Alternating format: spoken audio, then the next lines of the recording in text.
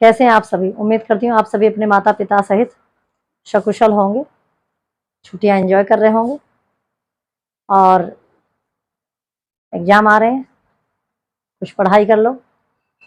आज मैं आपके लिए डाली हूँ दीवानों की हस्ती कविता की व्याख्या, जो कि आपकी पुस्तक बसंत का एक पाठ है, जिसके लेखक हैं भगवती चरण वर्मा। आइए देखें व्याख्या। सबसे पहले व्याख्या है पहले पैराग्राफ की। हम दीवानों की डॉट डॉट डॉट उड़ाते चले गए। हम दीवानों की क्या हस्ती है, आज यहाँ कल वहां चले, मस्ती का आलम साथ चला, हम धूल उड़ाते जहां चले। ये कविताएं, ये पंक्तियां थी, इनकी व्याख्या है। तो सबसे पहले संदर्भ देखें। प्रस्तुत पंक्तियां हमारी पाठ्य पुस्तक बसंत के पाठ दीवानों की हस्ती से ली गई हैं। इस कविता के रचयिता भगवती चरण वर्मा जी हैं। कौन है? भगवती चरण वर्मा जी। तो व्याख्या देखें। कवि कहते हैं कि दीवानों की अर्थात बैरागी। दीवाना कौन होते? दीवाने बैरागी। अच्छा, बैराग से यहाँ मतलब ऐसे नहीं कि जो संसार छोड़ के जाने की सोच लिए है। बैराग से मतलब ज्यादा उन्हें कोई फर्क नहीं पड़ता, बहुत सारी चीजों से, दुख सुख उसके लिए सब बराबर है। अर्थात मस्त मौला टाइप के जो इंसान होते हैं वे दीवाने होते हैं। हम दीवानों की क्या हस्ती है, हमारा क्या है, हमारा क्या ठिकाना है। हाँ, आज हम यहाँ हैं तो कल जाने कहाँ होंगे। हम दीवानों की क्या हस्ती है, आज यहाँ कल वहां चले। ठीक है। कल जाने कहाँ होंगे। हम दीवाने जहां भी पहुंच जाते हैं वहां माहौल खुशनुमा हो जाता है। मस्ती का आलम साथ चला। हम जहां भी चले जाते हैं वहां पे मस्ती का आलम चला जाता, मतलब मस्ती का आलम हो जाता है। हम धूल उड़ाते जहां चले। अच्छा, दीवाने क्या किसी मोटर में, कार में बैठ के नहीं जाते। ये तो बस यूं ही घूमते फिरते रहते हैं पैदल ही, अपनी ही धुन में। तो धूल उड़ाते जहां चले। हम दीवानों की क्या हस्ती है, आज यहाँ कल वहां चले। हम दीवानों की क्या है, आज हम यहाँ हैं तो कल जाने कहाँ होंगे।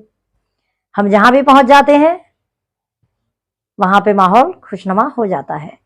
आगे व्याख्या है, आगे पंक्तियां हैं। आंसू आए बनकर उल्लास अभी, आंसू बनकर बह चले।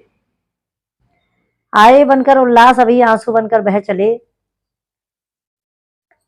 इस डॉट डॉट डॉट कहाँ चले, ये व्याख्या है इन पंक्तियों। तो इसका संदर्भ क्या रहेगा बच्चों? उपरोक्त। अच्छा, संदर्भ का क्या होता है? कविता में, एक कविता में संदर्भ केवल एक ही होता है।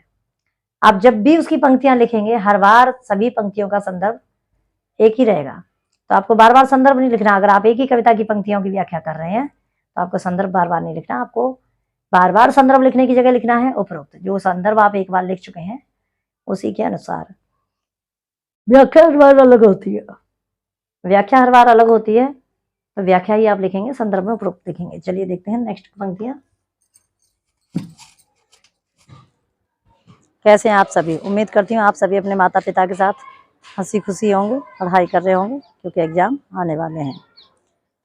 कल मैं आपको करा रही थी दीवानों की हस्ती, इस कविता की व्याख्या। इसमें से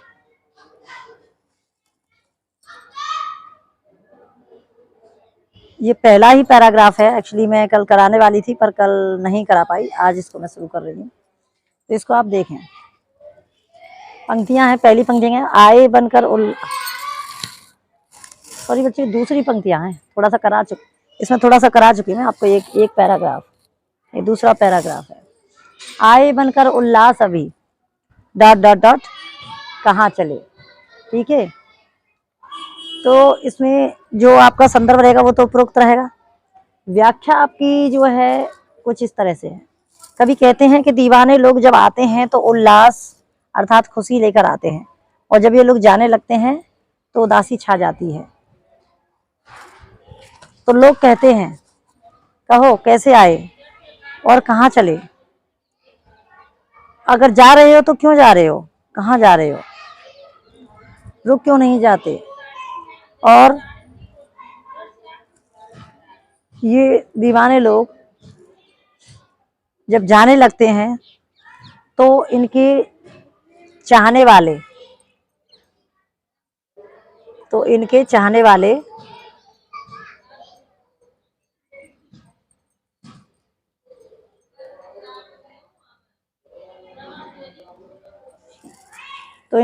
वाले उदास होकर रोने लगते हैं।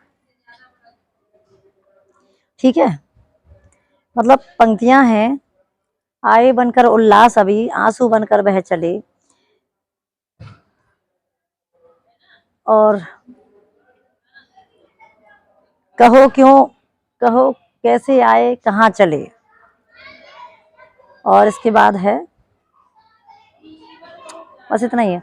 ठीक है, तो इसमें ये देख रहे हो कि जब दीवाने लोग, मतलब कि जो मलंग टाइप के लोग होते हैं, जो कि बिल्कुल एक तरह से बेगाने होते हैं, उन्हें सुख दुख बराबर होते हैं, जब वो लोग आते हैं तो खुशी छा जाती है, उल्लास छा जाता है, और जब ये लोग जाने लगते हैं तो दुख पैदा होता है, लोग दुखी हो जाते हैं। और लोग जब ये जाने लगते हैं तो लोग इनसे पूछते हैं क्यों आए, कैसे आए और कहाँ चल दिए, किधर जा रहे हो। और इनके जाने से जो इनके चाहने वाले होते हैं वो लोग उदास होकर के रोने लगते हैं। ठीक है, आगे मैं बताऊंगी इनसे आगे की पंक्तियों का भाव। तो बच्चों ये है आपका 3rd पैराग्राफ।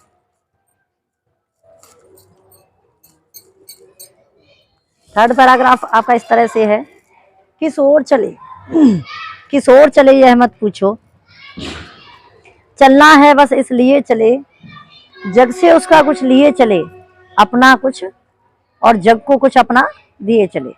तो यहाँ पे संदर्भ तो आपको उपरोक्त ही रहेगा, व्याख्या आपकी कुछ इस तरह से, कवि के अनुसार दीवाने कहते हैं कि ये मत पूछो कि हम किधर जा रहे हैं, हमारा तो काम ही निरंतर चलते रहना है। क्योंकि जो मलंग टाइप के लोग होते हैं, जो बेगाने होते हैं, जिन्हें ज़्यादा दुनिया से मतलब नहीं होता, वे निरंतर चलते ही रहते हैं, किसी स्थान पर वे ज़्यादा देर रुकते नहीं है, इसलिए उन्हें तो जाना ही है। हमारा तो कर्म ही चलते रहना है, एक स्थान पर ज़्यादा देर हम नहीं रुक सकते, इसलिए जा रहे हैं। हम संसार से उसके दुख दर्द लेकर के जाते हैं, और संसार को अपनी दुआएं देकर के जाते हैं, दुआओं के साथ साथ संसार को अनेक खुशियां भी दे करके जाते हैं। ठीक है, देखते हैं इससे अगला पैराग्राफ। हाँ तो बच्चों ये है आपका पैराग्राफ 4th। इसमें आप देखें, दो बात कही, दो बात सुनी, कुछ हंसे कुछ रोए फिर कुछ हंसे, छक्कर सुख दुख के घूंटों से एक समभाव से पिए चले। ठीक है, तो ये है आपका पैराग्राफ 4। इसमें संदर्भ तो आपको उपरोक्त रहेगा। इसमें व्याख्या इसकी ये है कि कवि के अनुसार दीवाने कहते हैं कि हम जहाँ भी जाते हैं वहाँ लोगों से मिलकर दो बात सुनते हैं, दो बात कहते हैं, अर्थात सुख और दुख की बातें कहते हैं, उनका दुख सुनते हैं और उनको सुख का उपाय बताते हैं। ठीक है, दुख दूर करने का उपाय बताते हैं या सुख का उपाय बताते हैं। संसार के सुख दुख सुनकर उदास होकर रोने लगते हैं, मगर फिर कुछ ही क्षण बाद ईश्वर की लीला समझते हुए हंसने लगते हैं, और सुख दुख की बातों से मन को भर करके, सुख दुख की बातों से मन को भर करके और सुख दुख को एक समान समझकर मन में रखकर अपने सफर पर फिर चल देते हैं। यह आपका पैराग्राफ 4th की व्याख्या थी। अब बताती हूँ मैं आपको लास्ट और अंतिम पैराग्राफ का अंतिम पैराग्राफ है 5th पैराग्राफ। इसमें देखें, हम भिखमंगों की दुनिया में स्वच्छंद लुटाकर प्यार चले, हम एक निशानी सी उर में ले असफलता का भार चले, अब अपना ले असफलता का भार चले, अब अपना क्या पराया, क्या अपना, क्या अपना क्या पराया, आबाद रहें रुकने वाले, आबाद रहें रुकने वाले, हम स्वयं बंधे थे स्वयं सारे बंधन तोड़ चले। तो इसमें देखें, ये पंक्तियां थी आपकी, संदर्भ उपरोक्त ही रहेगा, व्याख्या है। कभी कहते हैं कि हम दीवाने संसारी लोग अर्थात भिखमंगों की दुनिया में स्वच्छंद निश्चल भाव से नफरत और प्रेम सभी के बदले सिर्फ प्यार लुटाकर चल दिए। हम अपने मन में असफलता का दुख एक बोझ की तरह लेकर चल दिए। दीवाने कहते हैं कि जो इस दुनिया के मोह जाल में फंसे रहना चाहते हैं वे यहीं रहें, मगर हम स्वयं ही इस दुनिया के बंधनों में बंधे थे और स्वयं ही सारे बंधन तोड़ चले। इसमें एक थोड़ा सा और रह गया है, वो ये है कि दीवाने लोगों के लिए, दीवानों के लिए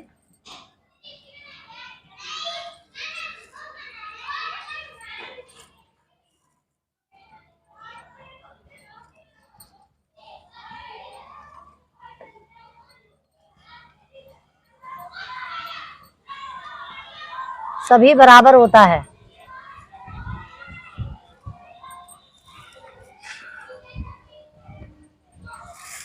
दीवानों के लिए अपना पराया सभी बराबर होता है। उनके लिए न कोई अपना है न कोई पराया है।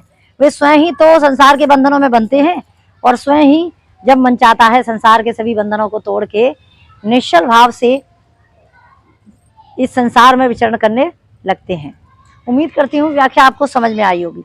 अगर कहीं कोई कमी लग रही है तो आप कमेंट कर सकते हैं।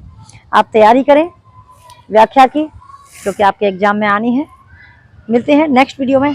बाय बच्चों।